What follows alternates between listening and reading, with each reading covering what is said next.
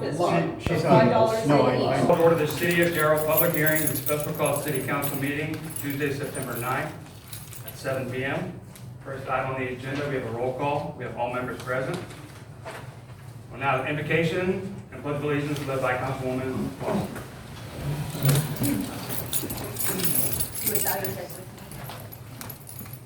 Dear Heavenly Father, we give you thanks for our opportunity to serve the citizens of Gerald.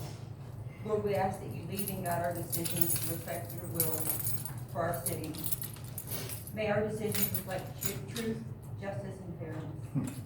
Lord, please bless all those that are present this evening. And again, may we honor you in all the decisions we make. In your name we pray. Amen. I pledge allegiance to the flag of the United States of America and to the republic for which it stands, one nation, under God, indivisible, with liberty and justice for all.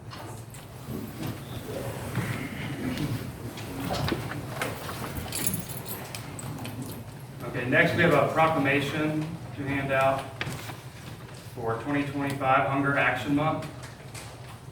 Whereas hunger and poverty are issues of vital concern and everyone needs nutritious food to thrive, in every community in America, people are working hard to provide for themselves and their families. Yet, in 2022, millions of people face food insecurity in the U.S. Whereas September has been designated Hunger Action Month in order to bring attention to food insecurity in our communities and to enlist the public in the movement to end hunger by taking action to ensure every community and everybody in it has the food they need to thrive. Whereas food banks across the country will bring education, awareness, and help end hunger in their local communities. Now therefore, I, Mayor Patrick Sherrick of the City Council of Gerald, do proclaim September 2025 as Hunger Action Month in the City of Gerald and call this observance to attention of our citizens. I think there's someone here to accept this. That's me. Okay.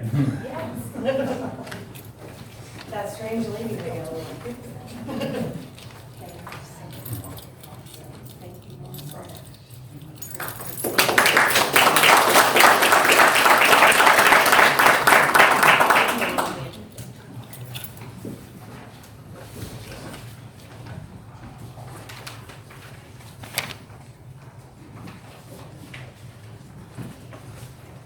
Next item on the agenda is public comments.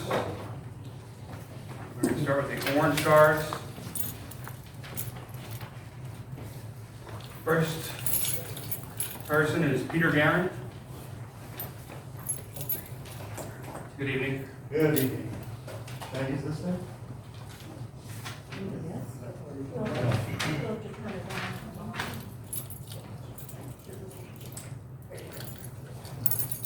How's this? No? I'm going to forego that. I talk loud enough and too much anyway. No, I'm just grateful to be able to speak before council and you, Mr. Mayor, about the proposed data center coming to Gerald. Naturally, because it's right across the highway from our neighborhood and our home. I have several concerns, mostly the lack of information that's present about noise, what kind of noise, audible noise, ultra low frequency noise, the water usage. I've been at many city council meetings, as you know. At those meetings, there's a lot of concern about water usage and where are we going to get the water for new subdivision. The data centers that I've been researching use far more water than any subdivision is going to use. Where's the water coming from? Where's the power coming from is another concern of this council.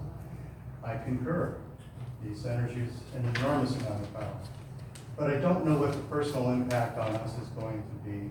And yes, it's going to have jobs, maybe 40, 50 full-time jobs, which in the grand scheme of things isn't a whole lot.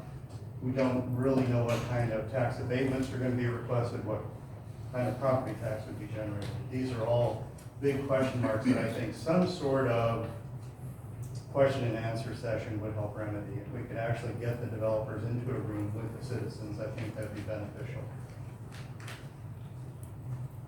This is hard because there's a personal aspect that I want everyone to understand. It's not just that we're opposed to noise. We got quarry trucks going up and down 487 all the time, and as a retired couple, we get the benefit of hearing all of that. That's not the issue.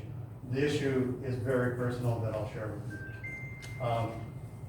We moved down here from Dallas County to be close to our son, daughter-in-law, and their 4 children who are in South Fair. And it's been a wonderful blessing to do that.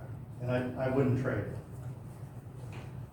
But for the last year and a half, we've been struggling because my wife Beth has something called FARS syndrome, F-A-H-R apostrophe S, if anyone wants to look it up.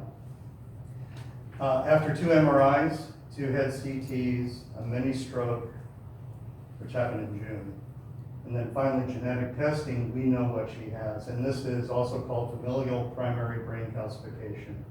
It's a genetic brain illness. There is no cure. There is no treatment. And it's a 1 in a million illness, so we don't really know how it will progress with her. She currently has some emotional difficulties from it. She has Parkinsonian tremors that really aren't well controlled. She's on 6 different meds. Hallmarks of this illness include anxiety, depression, insomnia. For some people, eventually psychosis, dementia, and death. Quality of life is the issue for us, for me, really, in protecting my life. If this data center is going to have unbearable 24/7 audible and ultra-low frequency noise, what am I going to do? At that point, we have to move. It's that simple. Will we stay in Gerald? I hope so. Would we be able to afford another home? Probably not. Have to rent. I realize that's not your problem. And I realize that's not the problem of the developers. But there are human costs. We like to say all life is precious. Is it? I don't know anymore. I don't know if these developers measure those things or what kind of noise abatement is available. On top of that, she has, That's the green one. okay. You're a little over here. No, that's quite all right. I have to honor that. Thank you very much for your time. Thank you. Thank you.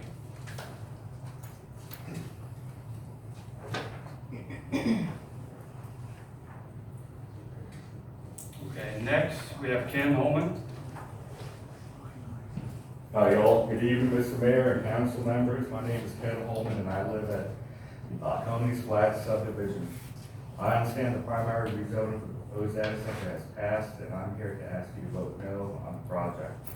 It is never too late to prevent a bad decision, and this project is a profound mistake for our community. This is the wrong project and the wrong place. Some have described this area as empty fields. Many of us can tell you from our windows that is false. There are over 90 homes in my neighborhood filled with families. There's 1,000 students next door at Gerald High. We are not an empty field. This decision does more than just impact the families who are there now. It permanently alters the future of this entire area. The land around our homes and school holds the promise of more community and more families. This project replaces that promise with an industrial development. It permanently caps residential growth in this direction because no one will want to build or buy a new home next to a 150-acre industrial monstrosity that runs 24/7. You are not just approving one project, you are dictating the future of this part of Gerald, ensuring that it becomes an industrial corridor, not a community one. But proponents talk about mitigation, landscaping, and sound walls, but you cannot mitigate a catastrophic mistake. A few trees cannot hide a monstrosity, they cannot muffle the constant 24/7 industrial drone of massive cooling systems that will become the new soundtrack of our lives. Finally, let's consider project execution. A data center is a highly complex, specialized facility. However, the developers appear to have no public track record building one. This isn't about their intentions, but about their qualifications. In trusting a project with such a massive and permanent community impact with even out a proven experience record in the field is a significant and avoidable risk. This isn't an argument about growth, against growth.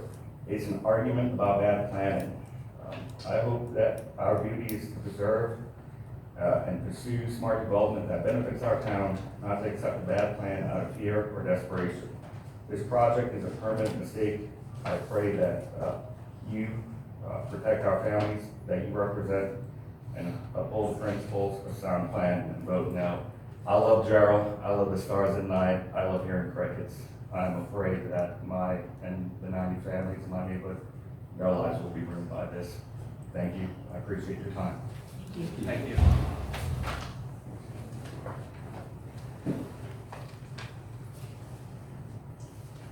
Okay, next we have Deanne Acton. Thank you very much for allowing us to speak.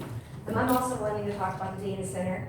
I have a son who's currently started at Gerald High School. He's super excited. He got girls' phone numbers the other day, and everything is great. And I was finally feeling really good about being there until I found out about this data center. I'm a cancer survivor, so I take my health and my kids' health extremely. I care a lot about it. I don't want them to go through what I've been through. And I moved from an area that was very, very industrial in California to here, to come back to Texas, where my family's from. And the idea that this kind of place could be right there, my son's going to school, scares me, you know? The emissions from these types of places is massive. They burn fossil fuels, there's small particles that go into the air, they go into the kids' lungs. We're talking about 24 hours noise that's coming out of these things. I do not know how kids will learn there. I know for myself that if this goes through, I will have to pull my son from the school. And I know, and all of our parents don't even know this is happening, which is also extremely upsetting to me. I feel like we should all be a part of this discussion and what's going to happen next. I was also really upset because when I went on LinkedIn, I found that the builders are already talking about we're going to have boots on the ground and it's starting now and it's happening, which I just found out about this a week ago. And that's not okay. That's not okay. Yeah, I love this community. I just moved here a year ago. It's been really nice so far. I love it quiet. I love all the people around. It's been lovely, and I hate the idea that it could change pretty drastically. I do not feel like this is growth that we need. I feel like this would actually cauterize growth. You know, I feel like it would make growth in terms of the kind of community that we all want. That's what I have to say. Thank you. Thank you.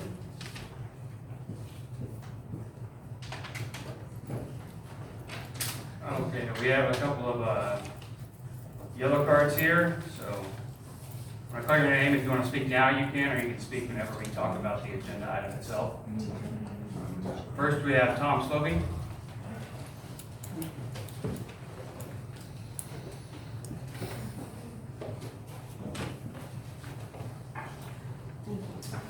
Good evening, City Council and Mayor Good evening. and City Manager. I want to make sure there's been a lot of information that's going out in the community. I want to try to dispel just a couple little points to this. This is regarding the Walmart.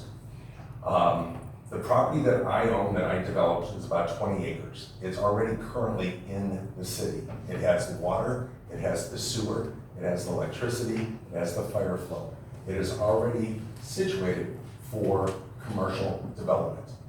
So if there's a permitted use on it, it can go there, all right? The property that we're talking about is the 14 acres adjacent to the property, directly to the south of it. It is Jacqueline Allison's property. She's in her 60s. I won't tell you exactly the age, but she's ready to retire. And that's her right. She wants to sell her property. We put the property up for sale. It was out there for several months. Walmart approached us and said that, hey, they have an interest in buying not only the property that I developed, but also the Jacqueline's property. She accepted that offer, so no one was taking any land, no one was doing anything. It was just a regular, normal sale. This is your city comprehensive plan that was adopted in December 2021. It really wasn't implemented until 2022, all right? In this comprehensive plan, it specifically calls out where a lot of people were spending money. The city spent a lot of money on this plan and spent years developing this, all right? There was input from the city, the community, the business leaders in the area to develop this plan. It's 89 pages long. It identifies how to develop our city smart. The way that these individuals were talking about the data center, if we went back to this plan and we looked at this plan, we said, do we want a data center? Where do we want Walmart? Where do we want commercial plants? Where do we want industrial? So we don't have industrial sitting right next to our homes, all right? This property that we're talking about, Walmart, is situated within an area that's been designated for commercial, all right? It's 300 acres, has been developed, all the way from 314 all the way up to 313 in between, and it's been designated as regional commercial. So we're not asking for something we're gonna put a whole bunch of commercial right next to homes. We're not asking to put in a truck stop right next to a bunch of commercial. We're asking to put commercial in an area that the city has decided they want commercial, all right? The data center, and I'm not for it or against it, I just want to point out a fact in here. The data center is smack dab in the middle of a residential area, all right? Your plan, the city that you guys asked for, shows that this is a residential area. So all I'm asking the city to do is to stick with the plan. It's 20 to 30-year plan. This plan is gonna be a good plan. It's gonna allow us to grow smart, not based off of just a personality or a person's situation. Excuse me, I have a hard time talking here, which is unusual. But anyhow, I'd just like you guys to follow the plan. It's 20 years, we're only into it 3 years. Developers look at this and they say, where do we put stuff in Gerald? So if they're looking at this plan and saying, we want to put commercial, that's where they go to put commercial. Okay? It's very simple. Just stick with the plan, please. That's all I ask. Thank you.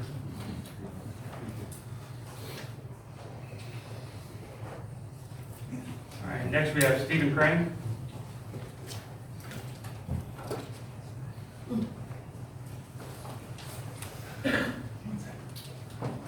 Good evening, council members, Good mayor. evening.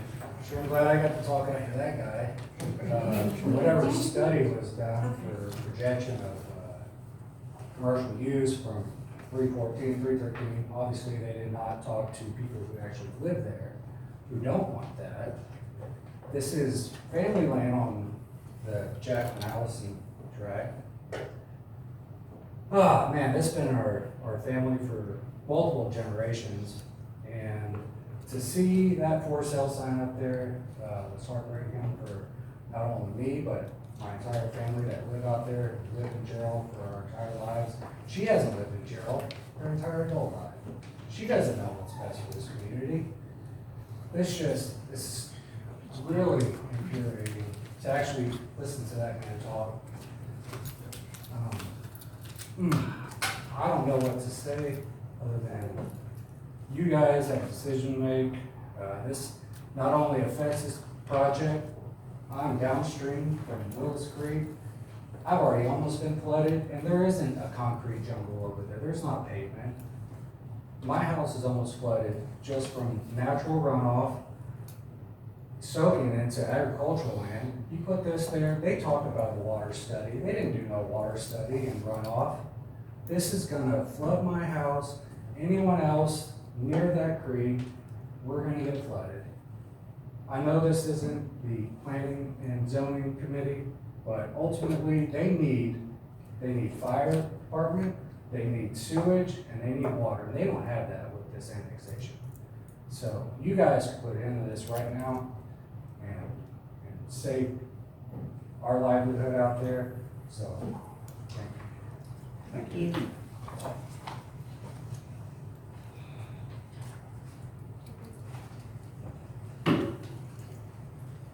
Okay, next we have Humberto Bravo Jr. Good evening. Good evening. Happy to ladies and gentlemen, coach. So I've lived here my entire life, pretty much all but maybe 2 or 3 years of my 32-year-long life. And so the idea to annex a partial of a road that we've been using has been part of the bus stop. It's still part of the bus stop now. I don't know that it's abandoned to what it says in this paper. But to annex that and turn it into whatever you guys vote on is insane to me, considering that I don't recognize any of you to be my neighbors, so having to deal with any of that, I don't really see how that should be left up to, again, a bunch of individuals who don't live within the area that are immediately affected by everything that's gonna be put out there. It's the same thing for the water. I live right next to it. I'm immediately downhill. I'm right where the water accumulates. And to extend the concrete and the base to build all that up, the water's gotta go somewhere.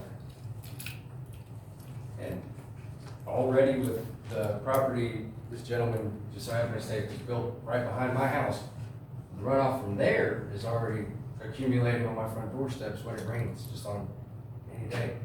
And to say that if they were to do what they plan to do with that partial to Hughes Smith Lane, making my house a dead end, and making us have to turn back around and head further into the terrible, terrible neighborhood. There's 3, 4, 5 neighborhoods that all swell into 313, and the initial plan was to cut Hughes Smith Lane right by my house in half, leaving us access to get to the frontage road, 235, in case of whatever reason may be, emergency, whatever.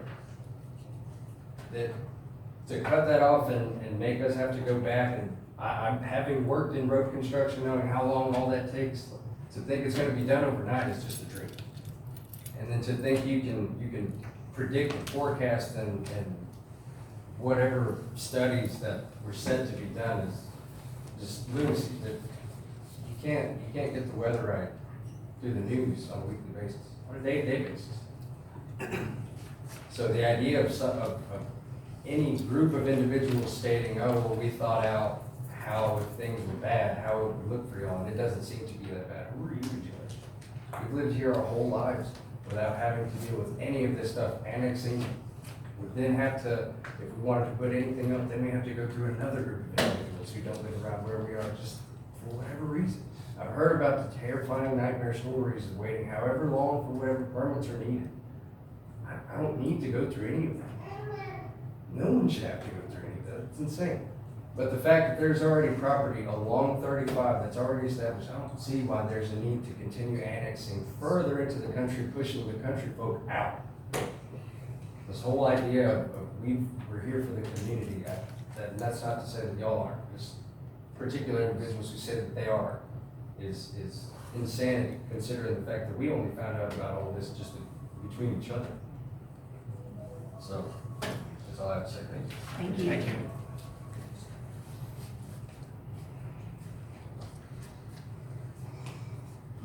Okay, next we have Lori Crane. Hello, Good evening. how is everybody? So I'm here to speak on opposing of annexing Jacqueline Schwetner's property. I am a neighbor of the property that's going to be annexed. A few of my concerns is the fact that they do want to put a Walmart there. I'm not opposed to growth for Gerald of wanting Walmart or other businesses. I mean, I have a child that gives her better opportunities for the future to have a first-time job at a Walmart. However, that location I just don't think would sustain properly. The roads there are not meandered. The county owns the roads. They do not come out and meander it properly. The traffic, for one, that's going to be another issue for us. It's already a hard time getting out of our area. That would just pose more traffic for us. And also, flood damage that would happen to our property. And not alone the just pollution that's gonna cause from the Walmart going into the land. We do have cattle on the property, and we already have to go out there once a week and clean up the just pollution from everybody, that no one else, gets to go out there and do. We do have a lot of people that just dump trash on the side of the road that we go out there and clean up. The county doesn't go out there and clean it up. We go out there and do it ourselves. I'm really concerned about the noise pollution that's gonna cause, and just rupture the animals that we have, and then just for our safe or sanity for that. I'm also concerned about the floodplain. We are downstream. Willis Creek starts there at that property. Willis Creek goes all the way to Granger Lake. we really don't know what would happen if this big building gets there and then more buildings get there. Is Igo going to flood? We really don't know that. I mean, you would have to, it's just a lot that's going on there. But I'm just here as a citizen, wanting you guys to choose my favorite. Thank you. Thank you.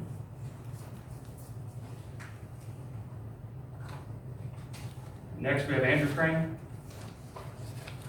Good evening, council. Good evening. Good manager, mayor. I just kind of piggyback off of what Lori and Steve was talking about, just in regards to pollution, water runoff, light pollution. I mean, projecting where it's gonna be at our front door in a sense. So that's gonna be annoying, but that's only one person, but I can only imagine it's gonna affect the surrounding other households that live out there. But I wasn't gonna talk necessarily about that. I am a Austin firefighter, so where I'm going with this is we deal a lot with homelessness people. They call them people experiencing homelessness. And I don't know who all shops in Georgetown, Walmart, but you will see panhandlers, people experiencing homelessness, hanging out over there. That's a problem, especially in Austin, because you get, they're on typically something, some sort of substance, or they're just out looking to steal stuff, or breaking and entering, trespassing, all those things. So this is gonna be on our front door, and it's like, last thing I want is people getting skeptical and start going through our stuff and possibly stealing, breaking in. And that's probably not something that Gerald PD or Williamson County can handle at the moment. So that's just a thought. What else? Yeah, I mean, just the homelessness and trash and pollution and everything that's gonna come in with it. I'm not saying that they're all bad people, but we already have a Flying J. I'm pretty sure it brings in enough trash as it is. So, I'll leave it at that. Thank you. Thank you.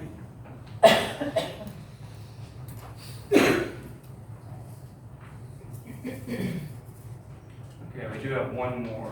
Melissa Bucknick.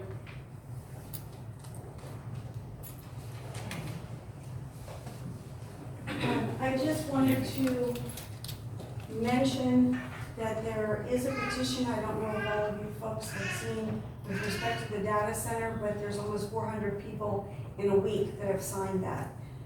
So if you're not aware of that, these are people who are against the data center, and it's not just these few people that are gathered here. The other thing is that when I heard about the Walmart, once again, I'm not against development, but who the heck, we just put that street, that traffic light in to get back and forth across on 313. It's a 3-lane road. The people that can't, I'm sorry, I don't know off the top of my head, that little road that comes out there before the light, people can't get out of that. You're gonna add more traffic in that whole area. Hopefully, this would be something that would be addressed if they decided to go forward with it. But people even further into Sonterra can't get out of their, out of the roads in the morning and at night. Sometimes, even this last weekend, because of all the traffic that's on 313 from all these developments which keep expanding and expanding and expanding. We're not able to get back and forth across the highway. What if there's an emergency? It just boggles my mind that we're going from adding a couple traffic lights to this major, huge development. And I know that Gerald's one of the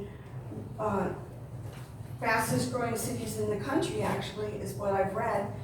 But this needs to be better planned out because people are gonna suffer. There's gonna be ramifications down the road if we don't address the infrastructure that we would need to add all this stuff. Thank you. Thank you.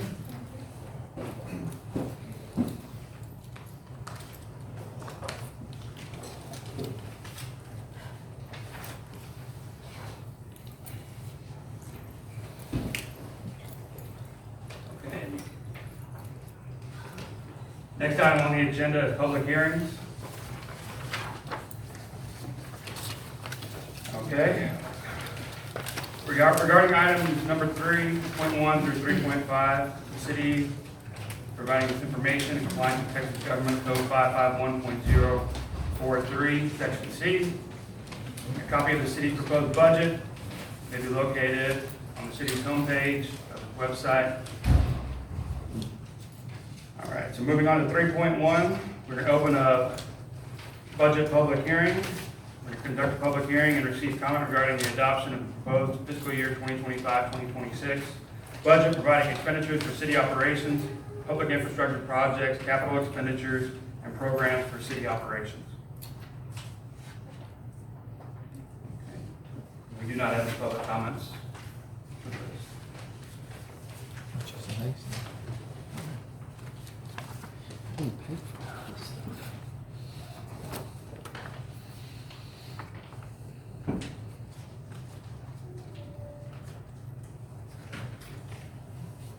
I'm going to make one comment, all right, just based on the current budget as it's written now.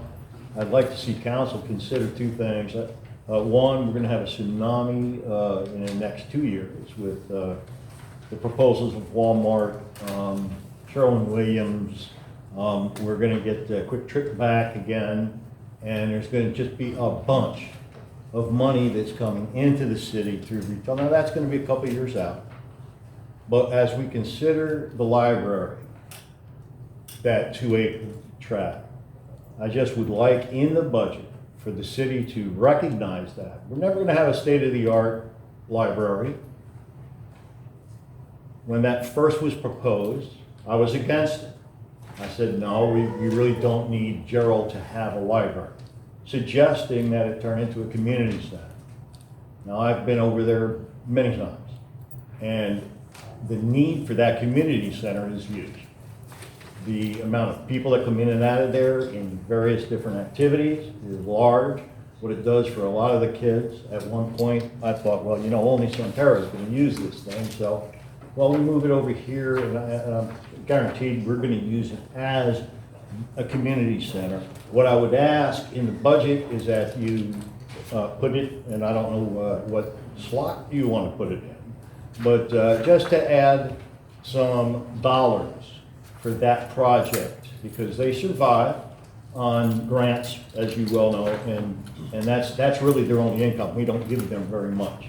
So I would just suggest, see if we can tuck away some money as we're moving forward for that project.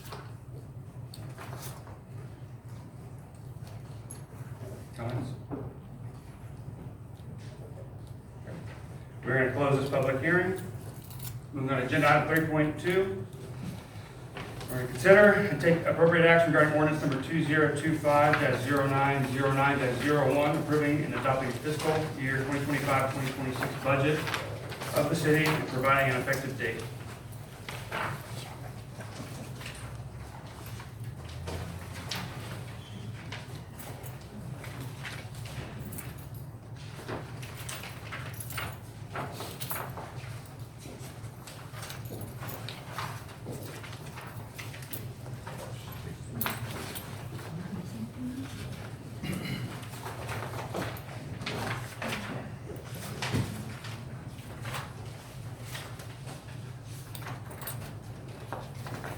Any questions about the budget? I guess the only question I'm gonna have is, Jorge, going over it, you know, held the tax rate at the same. Will we be able to operate, are we not gonna short ourselves anywhere, good to go? We'll be able to work within that budget? Yes, we are.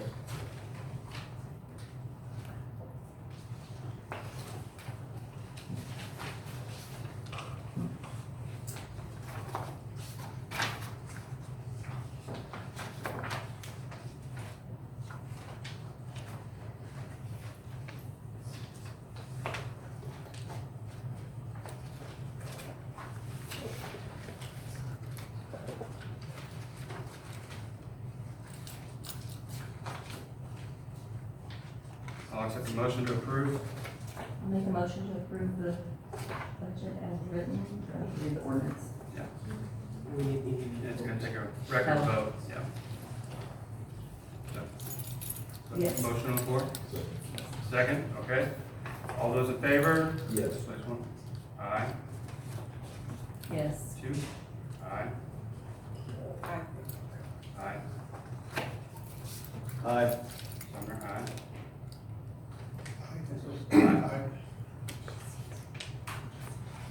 So it is approved unanimously. Okay, agenda item 3.3. We're to conduct a public hearing and receive comment regarding the proposed 2025 property tax rate set at .0394004 per $100 of assessed valuation on taxable property within the incorporated limits of the city of Darrell. Public hearing is now open, and we do not have any public comments on this one.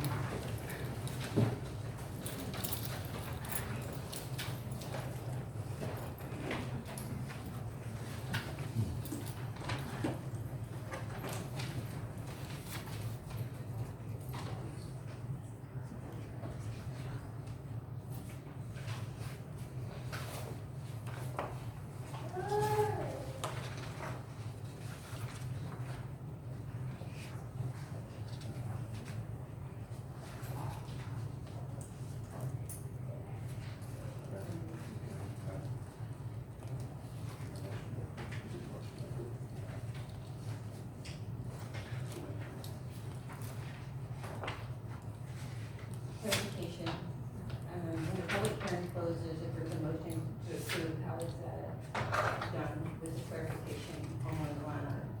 What does that look like? Does it have to be as amended? On the budget? On ordinance number 2025-09. Changing a word in the ordinance as it was presented. That would fix that. This particular item reflects the case, but we had to do an update. On the city, is that Correct. Yeah, it's just gonna be changed before it's signed. So we don't have to reflect anything? I've already changed it. Okay, thank you. Thanks for checking.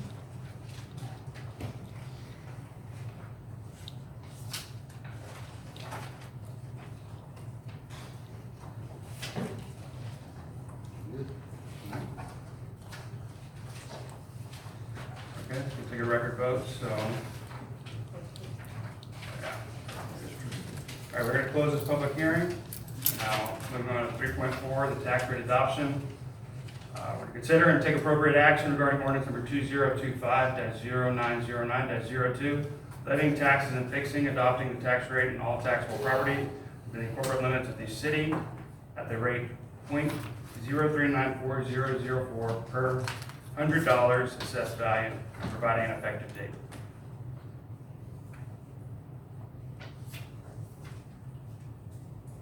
I'll motion to approve ordinance number 2025-0909-02.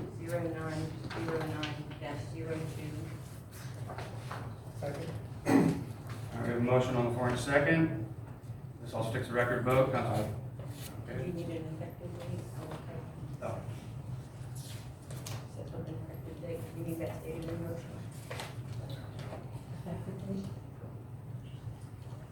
You need the effective date stated in the motion. I didn't get a chance to. It wouldn't hurt to have it. Yes, I would like to continue with the effective date of October 1, 2025. Second. All right, we have a motion on the floor in a second. Council place 1. Aye. 2. Aye. 3. Aye. 4. Aye. 5. Aye. All right, motion was passed unanimously. All right, agenda item 3.5, we're going to ratify the tax rate in our budget. Consider and take appropriate action regarding resolution number 2025-0909-06, acknowledging and ratifying of the adoption of the fiscal year 2025-2026 annual budget will require raising more revenue from property taxes than the previous fiscal year and ratifying the property tax increase reflected in the budget and providing an effective date.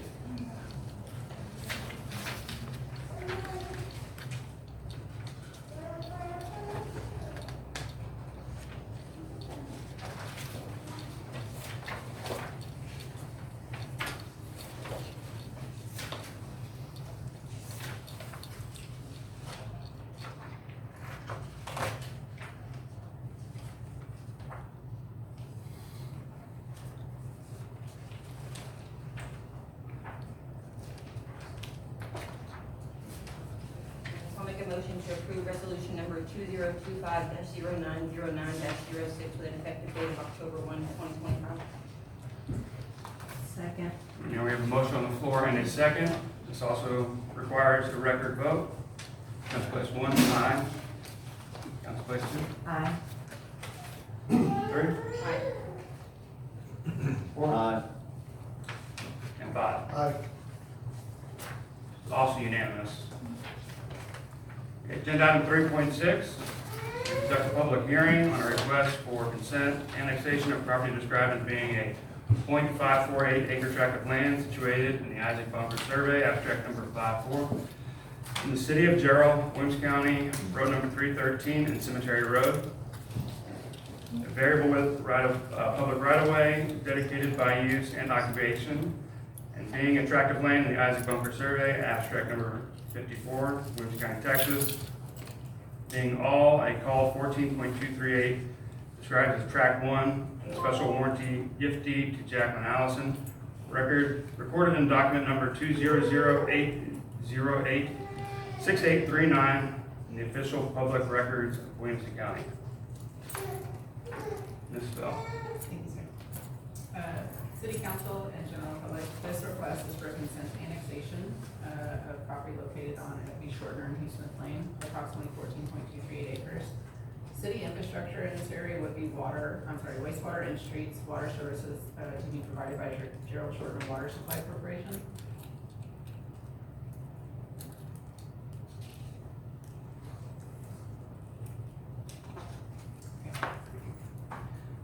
This is the proposed layout for the annexation.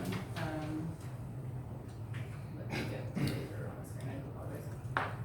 So this area right here in blue and this area right here in yellow is the area proposed to be annexed. There was some concern addressed earlier about Hugh Smith Lane dead ending. This is the current layout for Hugh Smith Lane from east to west along that yellow area. The yellow portion is what the applicant would be requesting to abandon and then reconfigure to connect up to County Road 313 through the commercial sites, and then a signal, proposed signal right here. This site right here is the current auto zone, and this site over here is in the process of being developed with some office suites, retail suites, and there's an existing gas station across the road right here. The developer is proposing to do some roadway improvements to F.B. Shortner and to for that Hugh Smith Lane reroute through the property. Land use plan, as discussed earlier, this area is designated as regional commercial, which does support this type of use. The developer is here this evening. Sorry. I do have your PowerPoint built into here if you'd like to proceed with that. Thank you, Yvonne. Good evening, Mayor, members of the council. My name is Ivan Heine. I'm the Director of Government Affairs for Walmart out of San Antonio. I'm also joined by some of our consultants on this project today, one of which you'll hear a little bit later from, Juan Moreira, who is our civil engineer consultant. We have our land use counsel, Henry Gilmore, somewhere around here, and our real estate broker here, Mr. Ken Espin, as well. And just in case there's any questions after related to any topic, I think we have enough people to answer anything that might come up.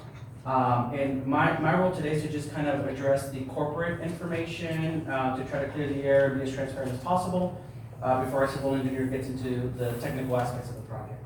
If we can go to the next slide, move on. So just to give you a little bit of information about Texas, because then I'm gonna, about our presence in Texas, because then I'm gonna come in closer to Jarrow, so we can go to the next one. And this is really where I want to spend most of my conversation today, and I'd be happy to answer any questions about it as well. So this is as we see the benefits to the community. Of course, there's going to be some concerns anytime that you bring in a big development, which we understand, but I also want to balance that out with some of the benefits as we see them. Our business model is built on everyday low prices. It's EDLP. This is the strategy that Walmart created back when they were founded in 1962 by and large. And essentially the strategy is to just offer the best prices that you can every day, rather than kind of having sales back and forth. And so what we do is that we generally bring competition into the marketplace, particularly on fresh food, on general food, on fuel and health services, including pharmacy and vision centers, or vision services, I should say. This concept that we have perceived for Jarrow is what we call our Store of the Future concept. And to tell you a little bit about that is that Walmart paused its growth in very early 2017. And the reason for that is we had already been doing, in the plural term as a society, had already been utilizing online shopping, but it really started getting very heavy around that time, just pre-pandemic. And the company wasn't sure what the future would be for brick and mortar and how that would look. That was compounded by the COVID pandemic, when obviously visits into actual physical stores significantly reduced. Coming out of the pandemic, what we've seen is that customers want to have flexibility. And what Walmart is actually utilizing now, we call it omni-channel, but it's essentially a hybrid model where if you go to Walmart, any of our competitors, you're going to see packed parking lots, packed stores. So you're still seeing a lot of people going in. You're also going to see people like myself. I always use the example of my family. Every time I call my mom, it seems like she's at Walmart, and she's usually around the pharmacy area. She doesn't have the Walmart app, has no interest to use any of the technology we offer.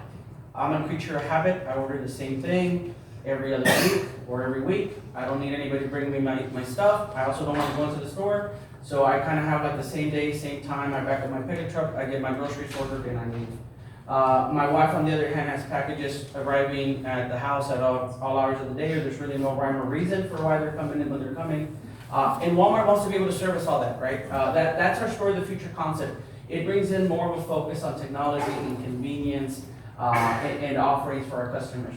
We also plan to install some EV charging stations. We know that in Central Texas, people like to drive all sorts of vehicles. And then also have pharmacy and vision center services, as I mentioned. The economic impact, I'll start with the investment that we plan to make in Jarrow. It would be about a $70 million investment. And the reason why I mentioned that is during the construction phase, there is a tremendous amount of activity that happens with workers coming in, eating at local restaurants, staying at local hotels, some local contractors being able, today somebody saw us at the Starbucks with a Walmart shirt, and he said, hey, I'm from Jarrow, I'm an engineer, could I bid on whatever you guys end up doing here? How do I go about bidding for the work to provide my services? So you will see some of that as well, that a lot of that money ends up filtering into the local economy. On a more permanent basis, we expect to have about 300 to 350 associates. As a business, it all depends on how our business is doing. I think initially it might be a little bit on the lower end. As the community grows and as the business grows, we likely will go up to 350, 400. We have some super centers that have even more than that associates. There's also, I'd also like to kind of point out that the perception of what it was to work at Walmart 10, 20 years ago is very outdated. What we offer our employees now is we have starting salaries above $13 an hour. The average wage is about $18 to $19 an hour per employee. That's on average. There's a lot of people that make a lot more than that. We offer free college for our associates. And why the change, as I mentioned, is the Store of the Future concept. So it's no longer just typical old brick and mortar where you come in and you scan your items and you leave. There's now a lot more going on in the store that has to do with scanning technology, digital shelves, pickup and delivery. So our employees need to be getting retrained constantly to keep up with what's going on within the box. We're a sustainable tax base. It's difficult to say that we're predictable. I stopped just short of saying we're predictable because there could always be an economic downturn or something. But it is a tax base that you can make plans on. It is a tax base that you can rely on. People need food, they need groceries, they need staples, they need fuel pretty reliably year over year. So that allows planning from local municipalities on what they like to do. Our sales and use tax usually go to general funds, which cities generally use for libraries, parks, law enforcement, public safety, infrastructure, and schools. There's also a property tax element those usually go to counties, as you all know. And so I know that there's also some issues with county roadways. I mean, our hope would be that the county also has some extra revenue to utilize in those kinds of projects. We are very engaged in philanthropy as well. It's kind of fitting that this month is Hunger Awareness Month. I wasn't really aware of it until it was mentioned earlier today. But kind of we have a couple of overarching themes that we do everywhere we go, and then there's some more local kind of flexibility that we have. What do we do nationally? Food. We are able to donate incredible amounts of food that help food security issues if you have any in the community. Usually your pantries, your food banks are going to be big beneficiaries of any food that would otherwise spoil or that is not presentable to be sold, that gets donated to your local food pantries, local food stores, or banks, I'm sorry. Disaster relief, that's something that Walmart has really leaned into in the last 20 years since about Katrina. What we've learned during Katrina is that oftentimes Walmart can provide relief services quicker than even the government can, because we have our existing infrastructure, right? We have our distribution centers, our stores, and our freight trucks. So we can usually bring in, for example, when the tragic flooding that just occurred in Kerrville not long ago, we were able to bring in washing stations where people would come in and wash their clothes, dry their clothes. We brought in Wi-Fi stations where people would come in, plug in, let their loved ones know that they were fine, charge their electronics. We had showers where you can go in the shower, and then our employees just got out a big old grill and just started cooking for the community. That is something that is corporate-wide. That's why we can do it so big. These two things are kind of corporate-wide. On a more local basis, each store, gets a local budget. So if we were to be fortunate enough to be permitted and come into town, we have a store manager that gets selected pretty quickly in the process. They come in, they start building relationships, and every community has different needs. For example, in Austin, as was mentioned earlier, there's just a severe homeless situation. We get pretty involved in those types of issues in donating socks, shirts, Gatorades, things like that. But it really caters to the community. There's some communities that prefer that we get more engaged in like school parades and back to school, backpacks, things like that. So really the store manager working in conjunction with the local community figures out what they want to do. We do join the Chamber of Commerce as well and do some sponsorships. Now I will say, just very briefly, I think that's my last slide. Juan, if you go to the next one before I introduce Juan, I will just say, that we're excited to come here. I think that there was some comments that have been made, not by Walmart, about, whether we're coming anywhere where we can just kind of barge in. Our plan is to come here and hopefully present a transparent plan that we can be questioned on, we can answer hard questions on, and that hopefully it's something that the community is proud of and that we can operate here. And to that end, Juan will tell you more about our drainage and traffic plan, and I'd be happy to come back up here if I'm necessary, if I'm needed. Okay, thank you. Good evening, Mayor and council members. As I had mentioned, we're here to answer any questions. I'm going to go over a brief overview of where we are located now. We are going to have an open house next week where we'll have more of the experts, the traffic engineer, the drainage engineer, and more members to come answer questions from the public. We understand there's a lot of concerns, and we'll be there to answer all through the night any questions and concerns that the public does have. But I will get started here with the proposed site plan. As you can see, the store we kind of located on the southern side of the property. We are planning to widen County Road 312, as well as relocate Hugh Smith Lane north to connect to County Road 313 with a signalized light. I know it's been mentioned that it is hard for the public to make that turn into 313 on County Road 312. This light, proposed light, will help have a dedicated protect the left turn. Will be easier to get into the lane safely, and without having to fight traffic coming into 313 and traffic trying to leave out of it. I'll go to the next slide. I know there are also concerns about having the store next to the property. We are looking at adding screen walls kind of around our east side and south side of the store. We have a couple different examples we have on the right where we could do open for feedback to the public, and of course we'll have these examples at the open house next week. But it will be an 8-foot screen wall kind of surrounding the property. Here's our landscape exhibit. We do plan to put trees across the property, as well as sod and some gravel. As you can see on the southern side is where our pond is located. We also will have the same kind of elements in the north side where the fuel lot is located. And then those are the three type of trees that we're currently looking at: cedar, elm, Chinese pistachio, and oak. We'll work with the city to kind of plant the trees that they would like to see, but those are kind of what we are doing at the moment.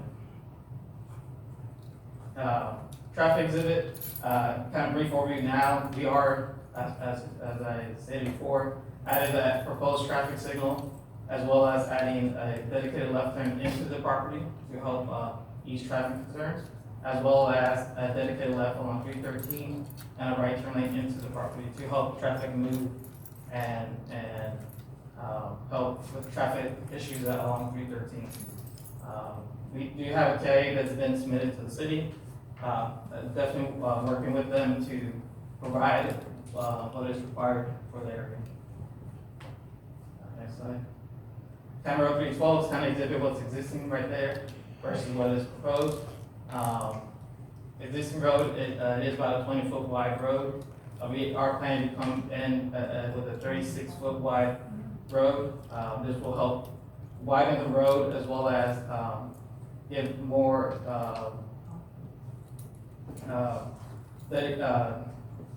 more space for people to be able to use that road. I did travel down that road and I know it is pretty tight. As we go on to the next slide, along with the same as the same with Hugh Smith Lane. That one is a tighter road, about 16 feet wide. So we do plan to widen to 30 feet as we connect up north to 313. And you kind of see the two different cross sections that we plan to do. Going from that 16 to a 30-foot wide or 15-foot wide roads. This will better able to help emergency vehicles go through. As of now, it's a pretty tight road for two vehicles to pass next to each other. Next slide, please. This is kind of our existing drainage area map, what our analysis is for the site. We are meeting city requirements, as you can see kind of on the bottom of the exhibit. We are decreasing flows for the 2-year, the 15, the 25, and the 100. I know that's kind of hard to understand, and then we are either trying to lower the amount of water that's being produced or keeping it on site and releasing it at the same rate that it is currently happening. So kind of building a huge bathtub means a small trickle come out of the existing conditions. We're not making it less, but we're not making it more. And you go on to the next slide, you kind of see our overall drainage area. That is all the water flowing into the creek. We did analyze that and make sure that we are not making any adverse impacts to the citizens south of the property.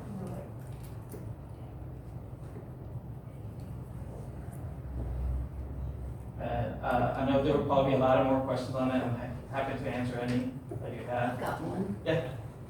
So how, that property wall you're building around your property, do you know how far that is to the Cranes' land and homes? Do you know the distance? The distance for our property to their houses? I don't have the exact number on there, but I can Cranes, add. do y'all know? Less than a quarter mile. Yeah, less than a quarter mile. Hundreds of yards only. Yeah. Yeah. That's not gonna do anything at all. Curious. Yes, no. One relative, And you're saying you're gonna redo part of, a portion of the road. You're up there saying you're gonna redo the road. You're only, last meeting it was a portion of the road. Correct. It's really widened so far Yeah. because the power poles and everything else that are. Yeah. And it hasn't even So been it's a line. approved by the county anyway, so we don't know if the county's gonna agree with There's it. plenty of other land. This is ridiculous. Okay. I guess I got a bunch of questions. First, we're providing sewage. Are we providing direct to the sewer plant or are we passing through sanitary? That's a pass through Tucson. That's what- That was an agreement that developer made for this general area. How's that gonna impact the future growth? Well, and also that development agreement, how long is that agreement for? Because if we annex, we own the property, we're held responsible to provide services. So if sanitary says no more,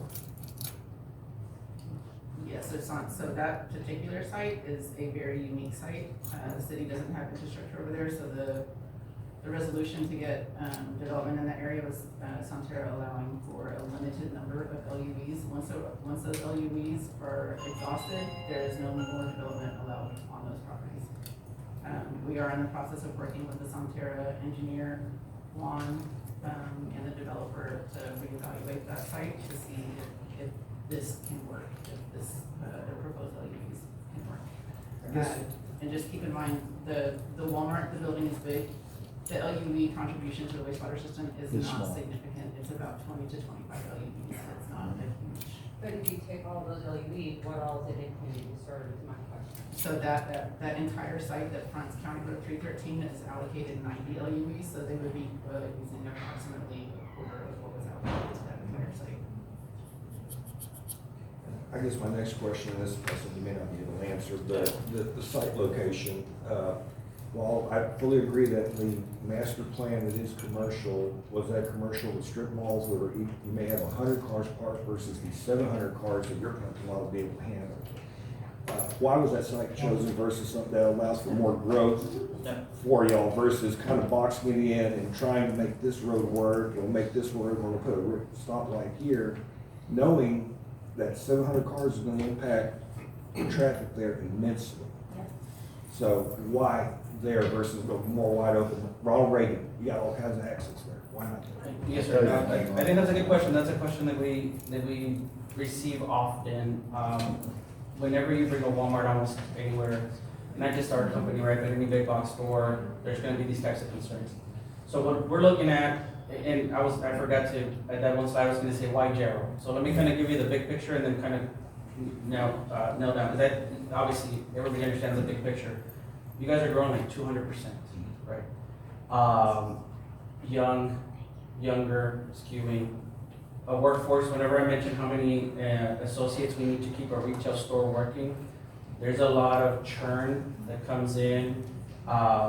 People moving, leaving the workforce, going out to college, retiring, whatever. So we're looking at those micro elements first, right? So that's the very first thing, because at that point, that makes you as big as Texas. As I mentioned, we hadn't opened a store since 2017. We just finished opening one in Cypress, just north of Houston in unincorporated Harris County. So whenever we looked at everywhere in the state, Gerald stands out. It is very rapidly growing. It's going to continue to do so for the foreseeable future that we can see. We start zeroing in on where we can have available land that is for sale at terms that make sense in a way that we can fit our store in there. Okay, so that we can design our store both for now and for future adjustments as consumer behavior adjusts. So I'll give you another example. In DFW right now, we're beginning a pilot that uses drones to deliver medications and certain groceries. That's a use that nobody could have foreseen 20 years ago. So we need to have certain reach, certain radius. Where can we get water? And then there's also an economic situation. And then what we do is we do studies, right? We do traffic impact analysis, we do drainage studies, and we start looking to see how can we design the site on paper in a way that functions. And then we come into a community and we begin to have these meetings, and this is where the rubber meets the road, right? It's your science, analysis, study versus, trying to match it up with lived experience of people that have lived there for a long time. We try to listen. That's why you saw from the last P&Z meeting to now, there's changes to it. Whenever we come in front of you again, there will likely be changes because we're listening. But that's essentially, sir, I hope that answered your question. It's very difficult to get down to a specific, like why this one versus not the other one. It could be a mixture of, where is the radius that we want to reach? Where can we draw the most customers in? How can our employees get to us quickly? Where do we think we can design the store properly? Where do we have the right sellers? Do we have, 2 sellers versus 14 sellers? So it's whenever you look at all the equations, this is a site that works for us. And as was mentioned by the developer that we can't ignore is, it's marketed as for this type of use on retail. So that also plays a major role into where we decide to go. The zoning is added right now, right? I noticed you're having a meeting with us. Have you had a meeting with them? Yeah, it's scheduled for September the 16th. So here's how we try to be respectful and manage things. We don't go meet with individual families. We don't negotiate. You just said, how do we try to be respectful? Correct. We don't meet with families. Yeah, well, now That's with not individual. very respectful for you right there. With individual families, right, because they, Yes, like, right. yeah.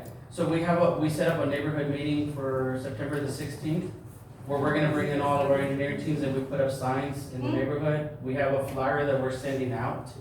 So that would be, if there's a different model to do, we'd be happy to, but that's what we discussed at the Planning and Zoning Commission. That's kind of traditional, how we do it is to set up a meeting where we bring in experts. People come in, they ask questions, and you answer the questions. What I meant to say is, we don't necessarily call one by one, so I didn't mean to, disrespect or if that's what, that's how it works in general, and you'd rather see something done like that, we're not necessarily opposed to it, that's just, something we have to discuss. Well, I think we'd all be happier if they're happier. So I'd like you to talk with them and make them look at me and say, I like that idea with Walmart, instead of looking at me and saying, we don't like this idea with Walmart. I don't know if that's something that can be reached based on the conversation. I think they want I to think see you a can great do field it. there. I believe in you, Walmart. You get this, you get this, you can do this, you can do this, you can do this, you can do, I think you can. But maybe you should try. Sure. So you mentioned the meetings on, September 16th. Yes, Can ma'am. we get the time and location so the citizens are aware? Yes, ma'am, 6 to 8 p.m., and you guys are letting us use one of your facilities. The Gerald Community Center. Your community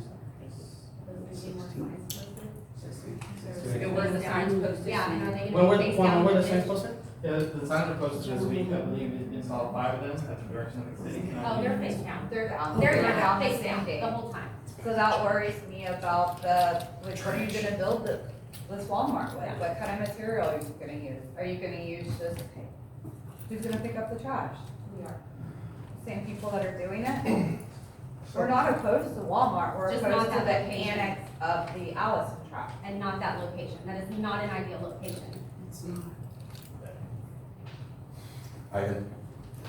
Yeah, sure. I mean, it's up to you. This is a public hearing. So let me just add just a little part to this. Today, currently, there are 25,000 people in Sonterra alone, just Sonterra. That doesn't include Schwecker Farms, that's also back in that area as well. They're all coming out 313. Today, the people that are shopping at Walmart from Sonterra, all of those people are driving right down 313, stopping at a light, going to the next light, stopping at that light, turning left, getting on the highway, going all the way down to Georgetown, giving Georgetown our tax money, turning around, coming back up. Excuse me just 1 second. Let them finish.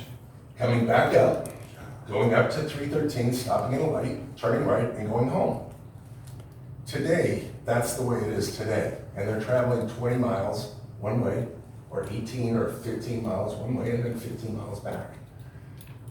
In this scenario, they come down 313, they stop at a light that is put in by Walmart, they turn left, they don't even go up to the light, up to 35. They don't even go across 35. So they drive in, go to Walmart, turn around, come out, turn right, and go right back home. A lot of the traffic will actually be mitigated as a result of putting it here. Today, they're going up and across that highway, back and forth, back and forth, back and forth, back and forth. Once that Walmart's in, all of these Walmart shoppers and future development, future businesses, same scenario. Whether you like it or not, this might not be the only Walmart that's gonna happen in Gerald. In 20, 30 years from now, there's gonna be probably more Walmarts down the road and more businesses down the road. This just happens to be the first one, but it's all of that traffic that's coming in over 313, it's already coming past 313. It's already driving right past that site to go to Walmart in Georgetown, giving all of the tax dollars that could be used to improve the roads in downtown Gerald to Georgetown, to giving all the money that we need for additional services to Georgetown.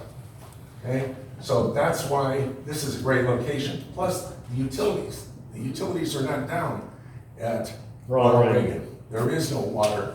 Oh well, there might be water down the road, but there is no sewer down there. We're limited on utilities, limited on infrastructure. The taxes that are gonna be generated from this will help us get to that next level of being able to buy additional water, sewer, all of the infrastructure that we need for all of the rest of the community. Yes, there's gonna be a couple of people that are impacted by this, and I'm empathetic to that. But this is for the entire community of Gerald, not just 2 or 3 people, including me. I mean, I'm impacted by this just as much, the development just as much, right outside my back door. I can take a picture and I see just rows of logistic trucks in my backyard. Backs right up to my property in Gerald, and they are completely uncontrolled in that area. Here, you have an opportunity to bring it into the city, control it, make sure that it's done correctly, and the infrastructure that you need for the streets, all at their cost, and improve the area, bring in the tax base. So, I'm sorry, thank you. Mayor, can I speak?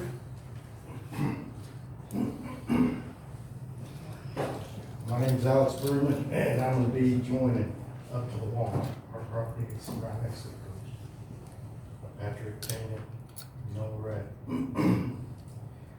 I know that tax monies are great, you know, we need it to get things going. Of course, everybody knows that road ain't damn. Where that light that I just seen, it's right there by the Valero. You know, we're trying to get out. The people that are gonna be coming down that road aren't gonna stop, they're gonna stop at that red light, that new one. Traffic's gonna back up all the way to the one that's there already, because those roads aren't big enough. Nobody's gonna be able to get out of there. The only way they could is if they get some of Lewis Dominic's property and get back on the service road from our road, maybe even from my house. But that drive that I seen there is probably maybe 20 feet. I don't know what the easement's gonna be, but it's gonna be 20 feet from our property line. That would mean that that's about 300 yards from my house. And the cranes, they're gonna get washed out. They're gonna catch the 3 watersheds off Willis Creek. We've shut that road down because there's not enough drain there. That road where that pond is right across from my house, Daniel, it overflows. They gotta shut that road down. Those times were when the cranes were almost getting flooded out. You get 20 acres of concrete, when before 20 acres used to soak up that rain. Now that stuff's gotta go somewhere. They outlined the creek right there, you know, and the wide part is on our property, you know, and that's right before it gets to them.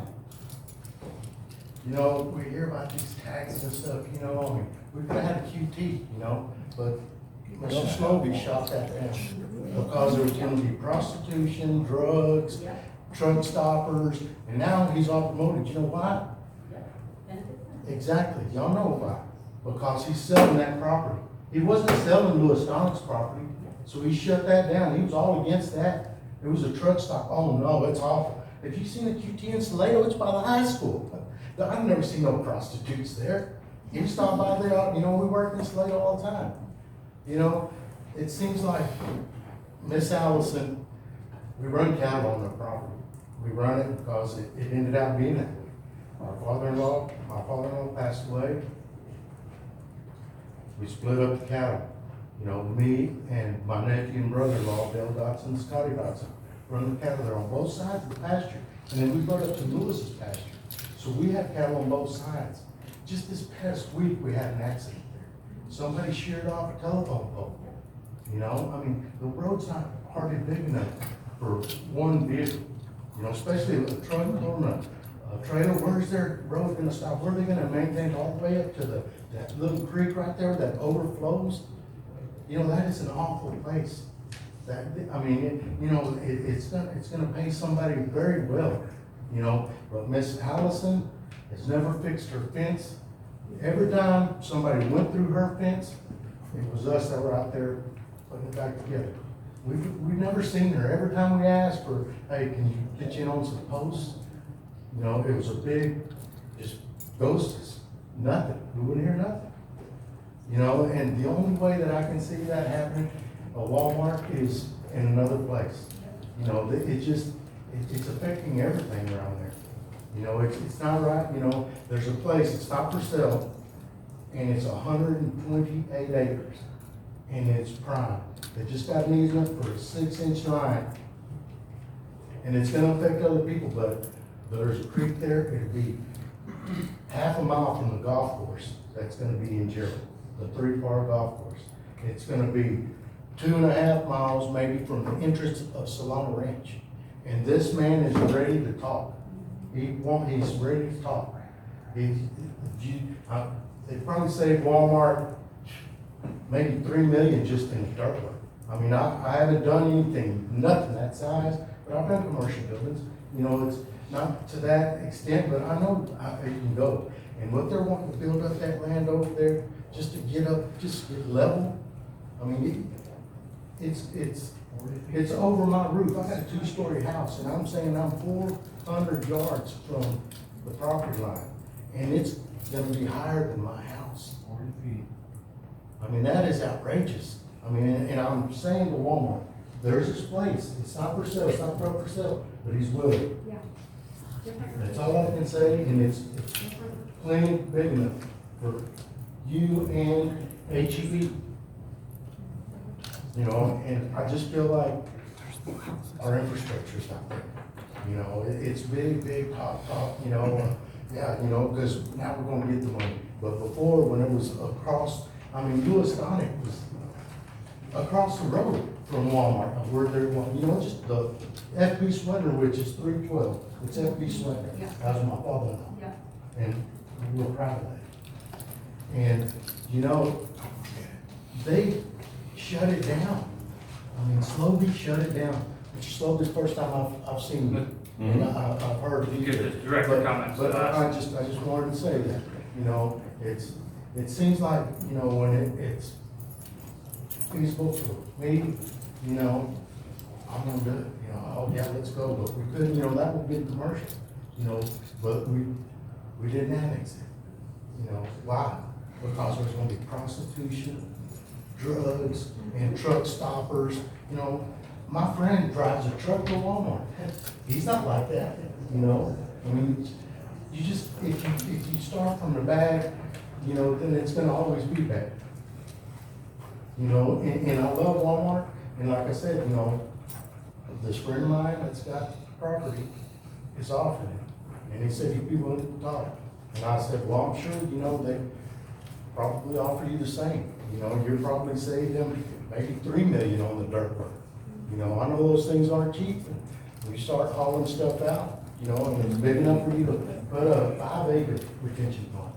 You know, I mean, and it just seems like that place is gonna be really messed up, especially on Sundays, you know. Patrick, when we go to church, you know, that's Sundays, we have a tell people going to church. Everybody's always running late. I can't imagine how it's gonna be when all the Catholics are going to church on a Sunday and people are trying to shop. You know, and not having the light where it needs to be, you know, and the traffic, because it's too close to the service road right there. You know, FB Sweater is too close to the service road. The only way that could happen is if they veered that FB Sweater onto the service road up, you know, by that stop line, you know, but that would be up to Lewis. And I don't think Lewis is ready to part with that for, you know, just to make somebody happy, because it means something to him too. That's all I got to say. Thank you. May I just add something?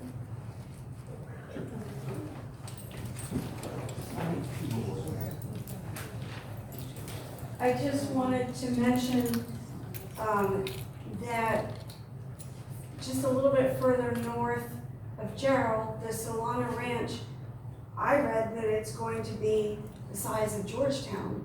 Maybe I'm wrong. Those people are gonna try to come to this Walmart. All that traffic is gonna get off of the highway at that intersection. It's not just people in Sonterra where I live trying to get across, it's people from the other side trying to get across. The traffic, how are we gonna get in and out? Are they gonna build another overpass in the highway for us? Because there's just so many houses, it's just really a concern getting in and out of both sides in this area. And I've only been here for about 4 years, but it's gone from no traffic lights to multiple traffic lights, and now we're talking about these, you know, large corporations coming in. It doesn't feel like the town's ready to have that kind of growth, even though we've got all the people, without figuring out how to improve the road system around here. I just find it incredible.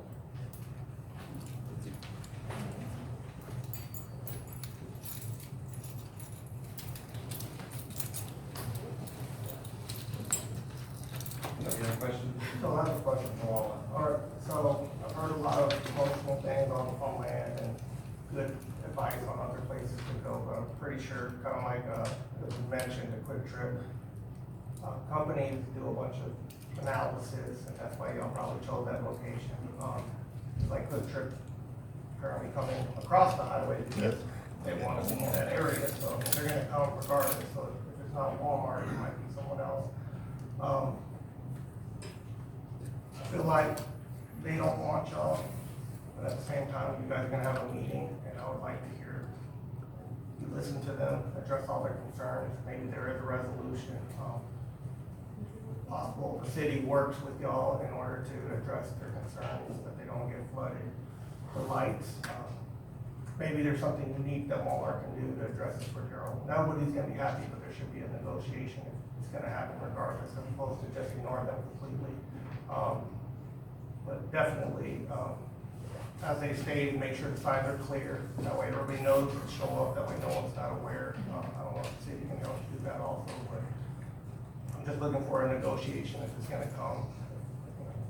Or if there isn't, better resolution, but definitely include them into it, because they seem very passionate about what they're doing. Yes, Councilman, and let me add,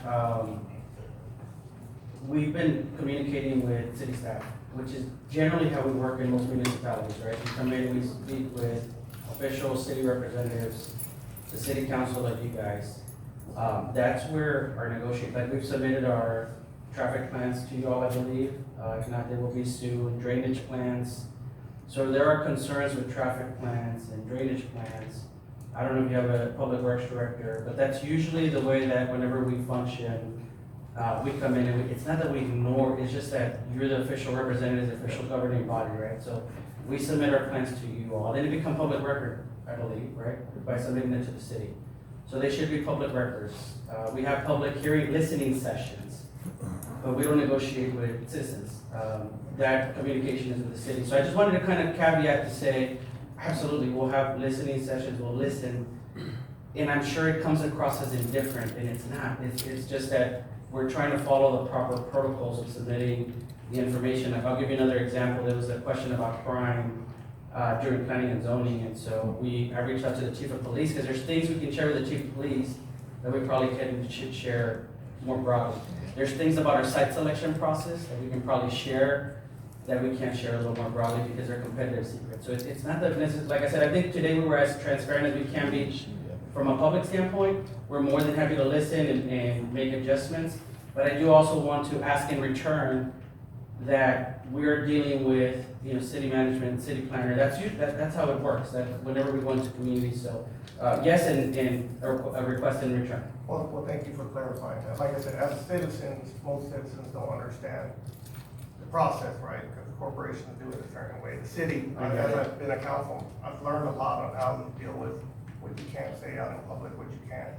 So, thank you for that. So I guess your concerns should be directed through the city and then in a forum with everyone to the proper venue. So a public listening session like today, and then there's a coming together. We'd love to sit down with Ron or the city manager. It's usually how it works. Again, it's not that we can't be flexible. That's just naturally, and again, this would be like the second or third school we opened since 2017. So, there's definitely room to continue talking and making sure that you understand what we're trying to do. It makes total sense.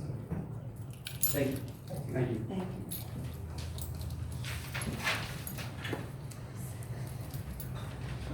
Daniel, you mentioned the pass-through. I just wanted a little more clarity like you did on the pass-through, because you said the contract's for 3 years before it goes back Before the city? For the pass-through, Yes.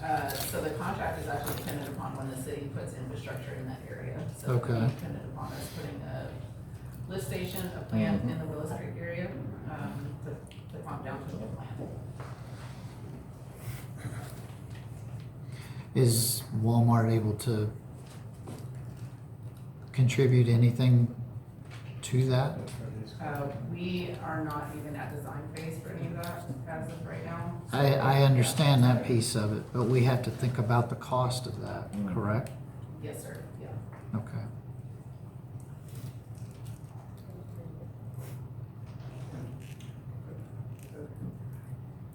All right. With that, we're gonna close this public hearing. We're on agenda item 3.7, we're gonna open a public hearing on a request to amend the zoning ordinance of the city of Gerald by allowing a change from single-family suburban SF2 zoning to general commercial C2 zoning on property described as a 6.54 acre tract of land out of AW0054 Isaac Bunker Survey, abstract number 54, Williams County, Texas, and document number 202409. 5730, consider approval of ordinance number 2025-0909-03. Thank you. City, sorry. This request is for a partial rezoning of No Pony Spots Phase 2. You can see on the screen before you. This is the general location of the lot located on Sept Stockton Loop. Another map showing the general location. The map has been amended to reflect C2 zoning versus C3. The original application did request the C3 zoning, and after the applicant discussed with staff, I recommended to them that they try for C2 zoning to be in alignment with the land use plan for this area. And then just a further out map, this is the intersection of FM 487 and Sept Stockton Loop. This is the apartment complex. This is Pony Spots Phase 2, and this is a section 2 of Pony Spots.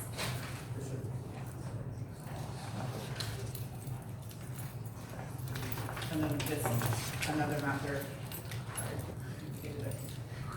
Subject property is approximately 6.54 acres. Infrastructure plans and final plat for this, for phase 2 was recommended for approval by the Planning and Zoning Commission on July 29th and was approved by the City Council on August 5th.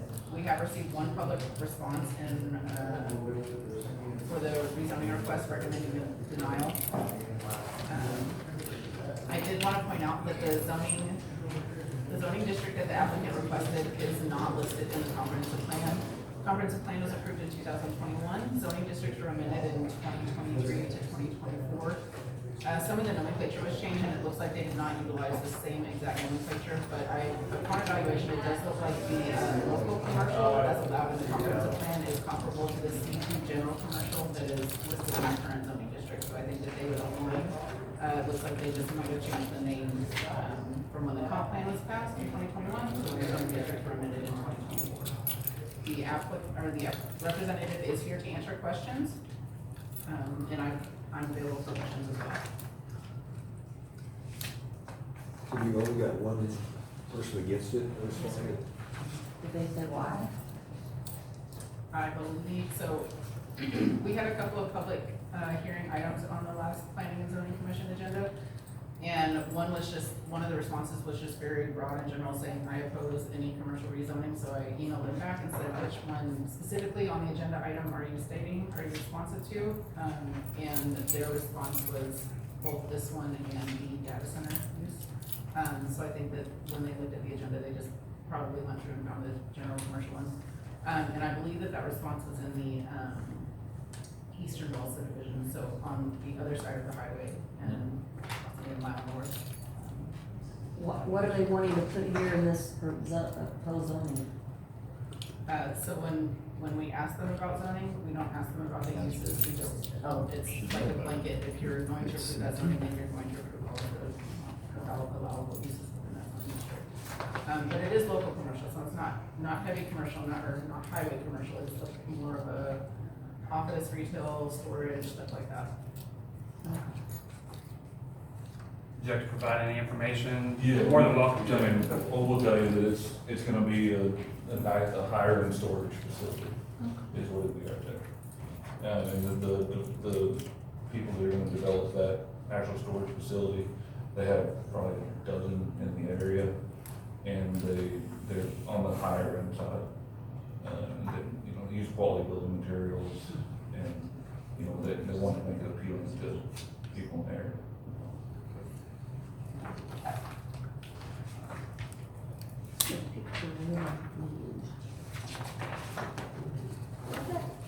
Go back to that slide that, yeah, there, okay, yeah, So no. the high school is generally right here on this blue lot.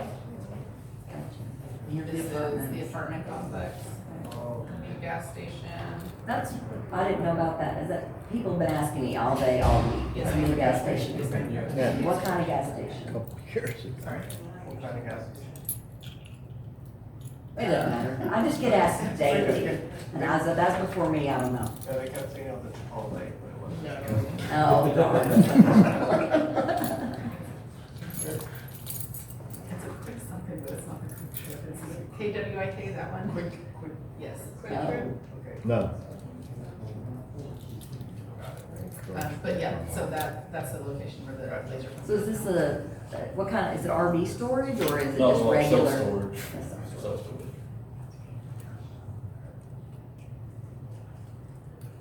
Won't make any noise, or? No. Right. We should cut down on the LUEs that have already been granted to the balcony flats phase 2. We should cut down on the LUEs substantially for those 28 lots or 26 lots that we're taking out by rezoning this. So it'll be less on the food source infrastructure. And a place for all the apartment folks to store their stuff.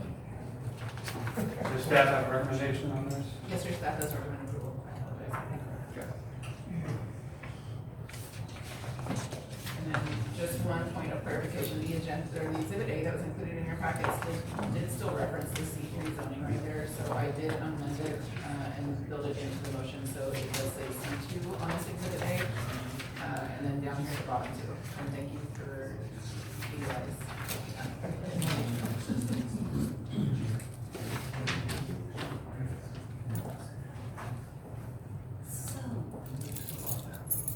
There's nothing, I'm just trying to picture where this is, I can see, but aren't there, what are the homes around it? I mean, they've got the balconies flats in the front of it, right?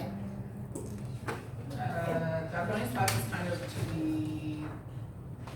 Oh, okay, that way of If it. you go across Bud Stockton, it's Yeah. those couple like rows of duplexes, you know, it's the back part of Cali. Oh, yes, yes. Those ones that dead end into a roundabout or whatever, cul-de-sac. Uh-huh. It's across from that. Is that right? Quick drive I down. think.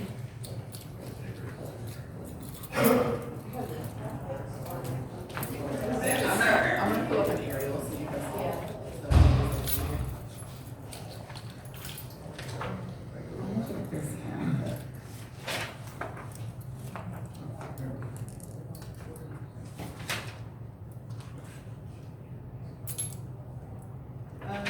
Okay, so high school is right here. Yes, Balcony spots is here. okay, Apartments are here. okay. This would be generally located right here. That side part of it. Right about when you start going down the hill. Right. Gotcha. Nothing's there right now. Yeah, correct.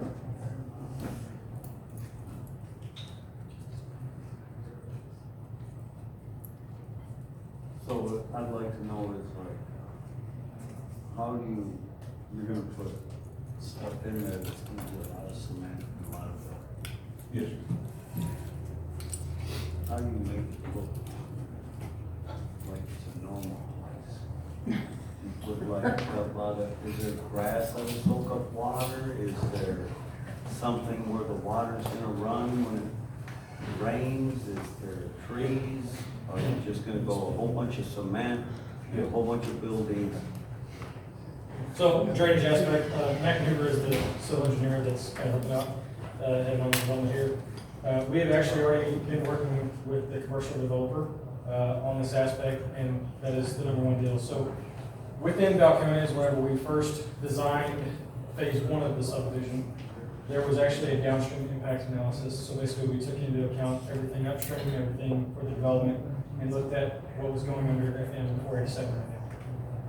With that agreement, there is a portion of it that is going off-site into the adjacent landowner that owns I'm not sure the accurate acreage there, but there was an agreement that was made and signed and put into the development agreement, actually, that is basically him accepting a little bit of runoff there.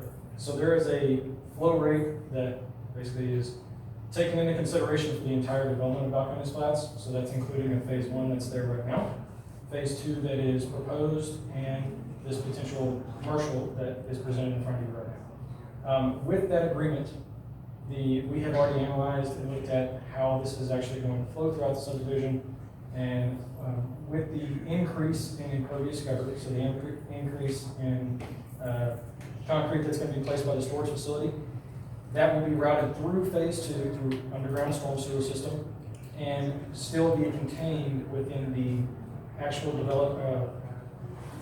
the downstream impact analysis agreement that was already maintained at the beginning of the project. And so that beginning analysis is basically our holding point of we cannot increase above this, and we're going to try to stay right at it if possible. And so with the increase in impervious cover of the commercial site, the CFS difference is 1 CFS lower than those existing. So it is not increasing the runoff to any downstream point. It is not increasing any runoff to the directly adjacent to the property to the south, or I guess in this case to the west of the property. That is where single family homes are currently at. And then the developer has actually, basically to get to that agreement, has brought on some cost of increasing the storm sewer to withstand that additional increase in concrete, increase in impervious cover that is going to be proposed by the commercial storage facility. So hopefully that kind of helps out in understanding how everything's being routed. Everything's still going through phase two and released back into existing conditions of what's going on there right now.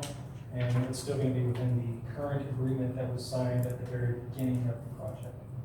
So I have a question, George. So is there a, kind of like what he was saying, is there a adherence to like trees or, kind of like how we're talking about a standard of what, they've already done drainage, but of like their appearance, is there a guideline that they have to follow as far as appearance, trees or sidewalks, or is there anything like that set in place? Any landscaping on Yeah, just kind of like I guess like he was saying, they're gonna pour a bunch of concrete, is there a cosmetic aspect to it that the city's talked with, or is it just? No, we haven't discussed that with them. Oh, okay. Yvonne? Can I answer that? Yeah. So while we don't have an adopted landscape ordinance, we have been instructing developers to follow either City of Georgetown or City of Mount Rock's requirements for screening, buffing, or buffering, and then landscaping. So there will be requirements for them to install landscaping. Okay, so there is something in place. Yeah, and for their own protection, they would install screening areas to protect their property within the. they're going to have a secure facility Yes. anyway. And so with that becomes some kind of facade. But no, I don't know the potential in aspect of that, but that there would have to be something for them to ensure privacy and security for their And then just to clarify, 2019, the state took away municipalities' right to enforce facade requirements. So if it's allowed by code, if it's allowed by the codes that we adopted at the International Code Council, then it's allowed by right. So we can't tell them, hey, you have to put in brick if EFS, stucco, stuff like that is allowed by right, then that's what they can utilize for those sites.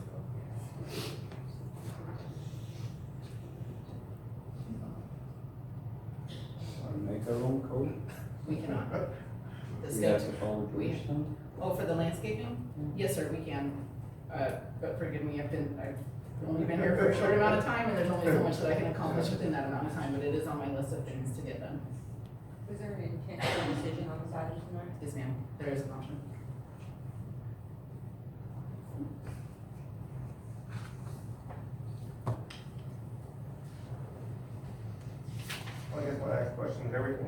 said is true, correct? You got to verify everything that he said. Well, and just to speak to that effect, this is still annexation zoning. Oh, yeah, I got it. So the site development plan, again, will actually be presented to y'all in the form of a plan set that will have all the calculations on there, all the actual data that I'm referencing right now to present to you in a later application. Yeah, so usually first step is the zoning, and then they'll go through with the site development, and then, I don't remember if there's gonna be amendments to your infrastructure, I can't remember what was in phase two, but so you'll see infrastructure plans come before you, and then an amendment to the plat that was just, approved in August. So we recently had the plat approved, that has been recorded, and the basically processing going forward would be to provide you with the updated construction plans for phase two, showing the increase in storm sewer pipe sizes that would allow for this increase in runoff, and then also with the phase two replat, pretty much, to show the change here for commercial. And that would be the reduction of the residential properties that were in phase two to now just one parcel.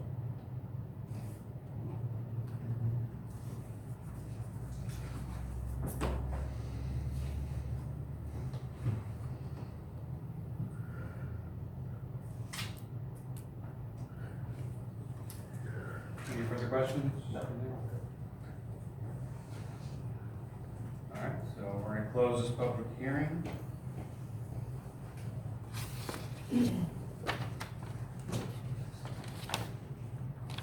I'll make a motion to approve ordinance 2025-090903 as read in the caption by the mayor, with the corrected Exhibit A based on staff's recommendations and findings. Second. Okay, we have a motion on the floor and a second. No further discussion. All those in favor say aye. Aye. Those opposed say nay. Unanimous. Okay, moving on to agenda item number 4, consent agenda items. Motion to approve consent agenda items as presented. Second. We have a motion on the floor and a second. All those in favor say aye. Aye. All opposed say nay. Unanimous. Agenda item 5, regular agenda items. 5.1, consideration of possible action regarding financial report for the period ending July 31st, 2025. Yes, please. I just keep repeating the same thing every month. Everything still looks okay, and I'm on capital projects. I'm still waiting for the CDs to mature so I can move some money in there. That'll be done by September 30th. Request that you approve.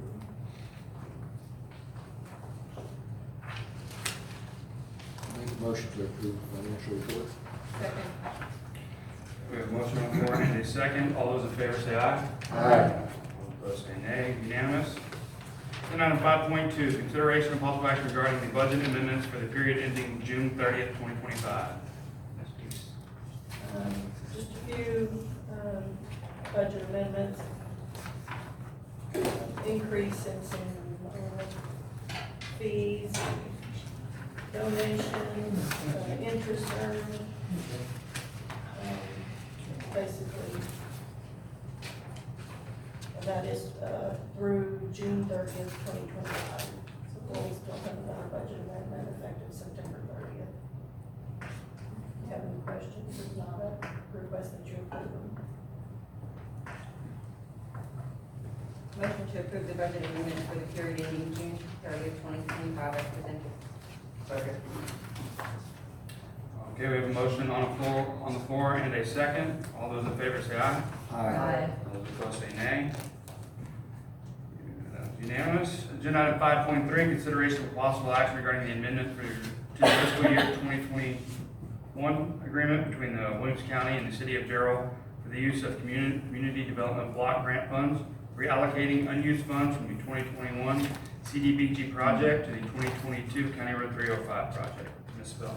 Thank you, sir. I do apologize. This item is actually not to reallocate funds, it's to change the timeline. Original timeline is on the screen on your left, beginning in January 2025. And then amended timeline is on the right-hand side, updated timeline, just to reflect what's currently going on within the city. We were a little delayed on, bidding this project. Instead of an April bidding, it actually bid out in an August timeframe. And then construction should be starting, within the next week or so for this project, for the water line project. And then I'm available for questions if you have any, but that's what this item is for, is just to amend the timeline.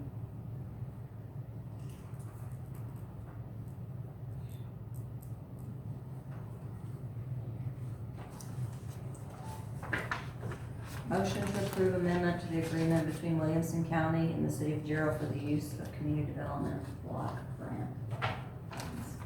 Second? We have a motion on the floor and a second. All those in favor say aye. Aye. All those opposed say nay. Unanimous. Agenda item 5.4, consideration of possible action regarding ordinance number 2025-0909-04, an ordinance of the City of Gerald, Texas, authorizing the collection of credit card processing fees for payments made at City Hall, establishing conditions for the fee, providing a severability clause, repealer, and effective date. Commissioner Hernandez. Currently, every time sometimes someone comes and pays their bill, we have to sort the credit card fees. And there's no way for us to pass that cost on the resident. So we're seeking approval to actually bill that cost into the residents, instead of city paying the credit card fees.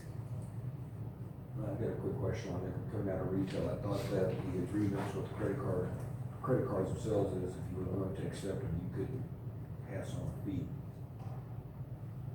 Well, we checked this with legal, and yes, we can go ahead and pass the fee to the client, to the.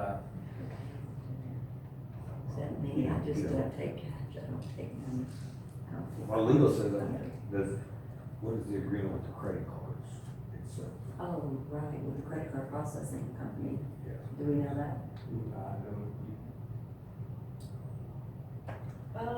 I think we had two options, from what I can remember, is, either we pay the credit card fees or we pass them along to the customer.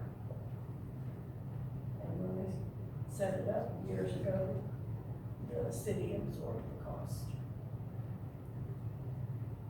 Well, there's already a standard amount every time we swipe the card that you would charge. That's not gonna change, correct?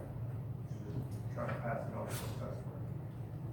And what are the current, do we know the current amounts that we're spending on credit card fees? I think I saw some. The line item you have on the budget, about $16,000. Yeah, that's right. That's the amount that we keep paying in credit card fees. $16,000 every time we swipe the card. I remember that now. So how would you pass that through the resident? I mean, increase their bill, I mean, oh, you just charge them a processing fee, gotcha. Like you do at the Okay. Gotcha. But if you, and there again, I asked this before, and I'll get on the record, if you just do it through a bank draft, it's free Correct. to the Bank consumer. draft is free. Right, It's just when they come here and pay with the credit card. right. Is there a high percentage of credit card payments currently? So she said anything, so building. Right, so all the fees. Yeah, so not just residents. Oh, all the It's fees all the that you guys collect So from, like when somebody comes in to pay for a rezoning application of. Oh, it's gotcha. that- It's that. Is there a heavy credit card usage? Say so, that was in 16. Yes. what if we just started accepting checks?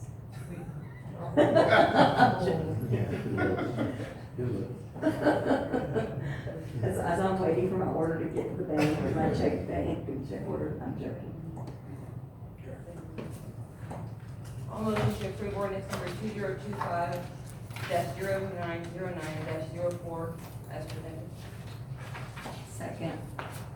We have a motion on the floor and a second. No further discussion. All those in favor say aye. Aye. All those opposed say nay. It is unanimous. Okay, agenda item 5.5, consideration of possible action regarding the donation and dedication of property to Williamson County for the future extension of County Road 314.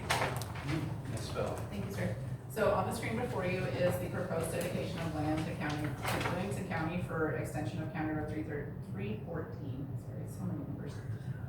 The area that they are requesting to be dedicated is in that yellow portion highlighted on the screen in front of you. There is a standpipe located on this parcel. This is city-owned property, and I did verify with our utility contractor that This inner circle right here, this radius of 50 feet is where nothing can be constructed. This radius of 150 feet on the outer location, they can construct that roadway within that area. And I just wanted to clarify that because it does look like they're awfully close together. But the county did request that we dedicate this portion to them for the future county roadway extension of 314. And this is going to be on the west side of 314, or west side of 35, I apologize.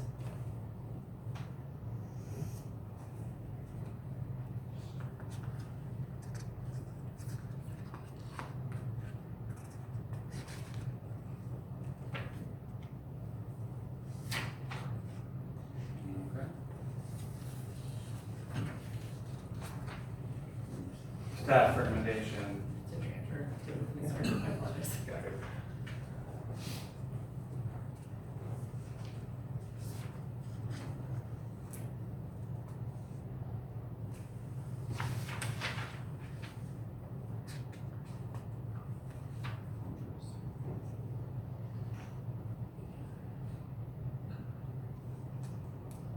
So I believe on the west side of 35, I think it's labeled as 310.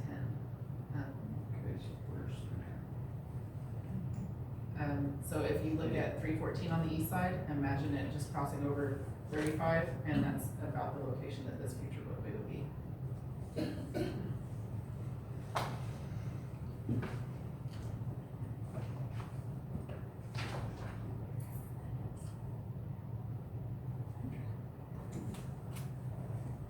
I'm gonna pull it up on that.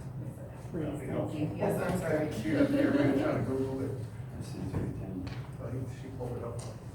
Okay, so this is the current configuration of 314 right here. Igo Elementary is way over here in the corner. Oh, okay. This, so proposed realignment of 314 is gonna kind of go like this across 35. So this is the property that the city owns in this general area right here. So the roadway would come very close to that standpipe that is the city infrastructure right there. So right now, that's ours, we're gonna give it to them and they're gonna fix it. Right now, that entire parcel is ours. We're gonna dedicate approximately 0.318 acres to them in order for them to do that county road extension in the future. Nice, okay. Well, I'll make a motion to approve the special warranty deed as presented to transfer 0.318 acres of land to Williamson County as described in Exhibit A. Second. We have a motion on the floor and a second. With no further discussion, all those in favor say aye. Aye. All those opposed say nay. Unanimous? Moving on, agenda item 5.6, consideration of possible action regarding a presentation on amending the boundaries of the water CCN certificate of convenience and necessity area located within the city of Gerald and provide direction to staff. So, City of Georgetown did approach city manager and myself about a month and a half ago to ask about amending their CCN area. The CCN stands for Certificate of Convenience and Necessity, and it basically means that within this area, you're either obligated to provide water or sewer services to the residents within that area, as long as you have infrastructure there to support it. So on the screen before you, you can see the county layout, so Burnett County, Bell County, and Williamson County. This bluish line is the city of Georgetown's water CCN area. So approximately 13 years ago, the Chisholm Trail Special Utility District was disbanded by the state, and city of Georgetown was forced to take that area over, which is accounting for why their CCN area for water is so massive in comparison to their actual city limits and ETJ area. So they have recently reviewed that CCN area and have decided to release some of that back to surrounding entities. So they're having discussions with Florence, Killeen, City of Darrell, other surrounding entities to see if there's any interest in that, in the cities taking over that CCN area. Some of the cities, some of the areas that are abutting other cities do have infrastructure in them, which would prompt a negotiation. You know, we have this much infrastructure in this area, we would like you to pay us this much to take over the CCN area. City of Gerald's lucky in that our proposed CCN amendment with them has no infrastructure in it, so they indicated that they would transfer that to us for no fee, just the Public Utility Commission filing fee to amend the CCN limits. So they would retain all their service area rights within their city limits in ETJ. And the areas that they're looking to transfer to Gerald are, I have another map that's a little bit better, but this very small sliver of 4 right here, and then this portion of 4 right here as well. So southern city limits area, and then northern city limits area right here. So another map indicating where those portions are. So right here, and this area right here. So this is also gonna be in conjunction, basically with the Labatt food service area, that general location in the south end, near Ronald Reagan. Their key dates in the milestone schedule, so this is also gonna depend on what other cities respond to them with. If they say, yes, we do want it, no, we do not want it, and if there is infrastructure in there, then that could possibly elongate. So this is probably a very feasible schedule for our CCN area transfer, since there is no infrastructure in that area and there's no monetary negotiation that would need to happen. You know what the fee is? I don't. Sarah, do you know what the PUC filing fee is by chance? No, it's not gonna be a lot. They're talking $2,000, $2,000, $10,000, I cannot imagine it would be $10,000. Can I ask a question? Do you have any infrastructure water in that area where you're trying to get your CCN? Not as of right this second. Is there any proposed development or anything, housing or anything in that area? Basically, it's just an empty space, isn't it? So that area on the south portion near Ronald Reagan, yes. There would be, actually pretty quickly, some proposed development that would, that a water line extension would occur for development in that area. How long a water line extension are you talking about? 5,200 feet, linear feet, I believe. 82? Yeah, so a pretty significant water line extension for that. How big a water line are you talking about? A 10 or 12 inch, I believe, is what they're putting in. Is there any downside to expanding our CCN? Future areas that you're, that you have to serve based off of the CCN area. So, if there's infrastructure in that area, or the developer is responsible for extending infrastructure to that area to service their development. So right now, we're just wanting to give the city manager authority to Yes, ma'am, so this is not. begin speaking about it with them. Yes, ma'am, yeah. Okay. Yeah. So not saying, yes, we wanna take this area over, or no, we don't wanna take it over, it's just Right. authorizing the city manager to begin negotiations with the city of Georgetown. At the meeting we have with them, they just want the city manager to express interest on behalf of the city. Right. Well, I'll make a motion to approve the city manager to negotiate with the city of Georgetown for the transfer of the CCN areas as shown in the presentation. Second. Motion on the floor, and a second. There's no further discussion. All those in favor say aye. Aye. All those opposed say nay. Unanimous.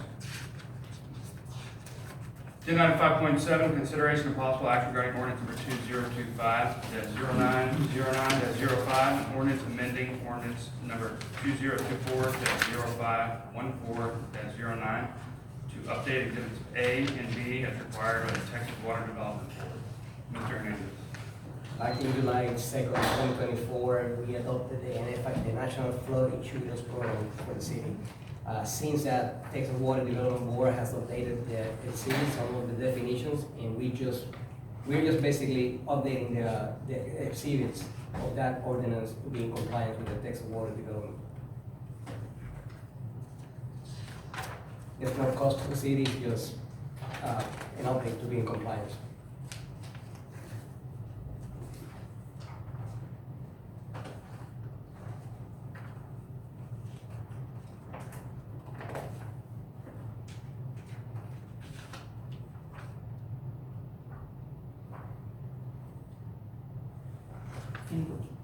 We approved, yeah. Yeah, it was that, we approved it back in July 2nd. Yes.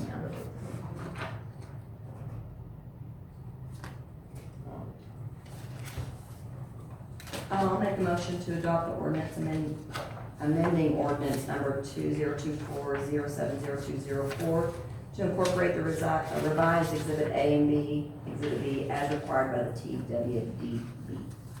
Second. Alright, we have a motion on the floor and a second. All those in favor say aye. Aye. All those opposed say nay. Unanimous? Okay, agenda item 6, we're going to adjourn into executive session. Pursuant to Texas Government Code, Section 551.071, to seek the advice of its attorney regarding pending or contemplated litigation, or a settlement offer, or on a matter in which the duty of the attorney to the governmental body under the Texas disciplinary rules of professional conduct of the state bar of Texas clearly conflicts with Texas Government Code Chapter 551 to wit. A, Infomark LLC versus City of Gerald, docket number 24-3086-C480 in the 480th Judicial District Court of Williams County. B, EEOC charge number 450-2024-06824, complaint of Jordan Moyer Cantu. And C, demand letter, Daniel Islis. City Council is now adjourned at 9:01.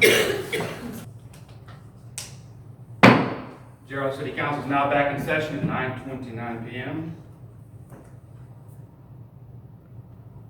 We're going to open a session to consider, discuss, deliberate, and take action on any item discussed in the executive session. A, Infomark LLC versus City of Gerald, docket number 24-3086-C480 in the 480th Judicial District Court of Williamson County. We have no action. B, EEOC charge number 450-2024-06824, complaint of Jordan Moyer Cantu. We also have no action. And C, demand letter, Daniel Islis. We also have no action. With that, if there's no further business, the City Council is now adjourned at 9:30 p.m.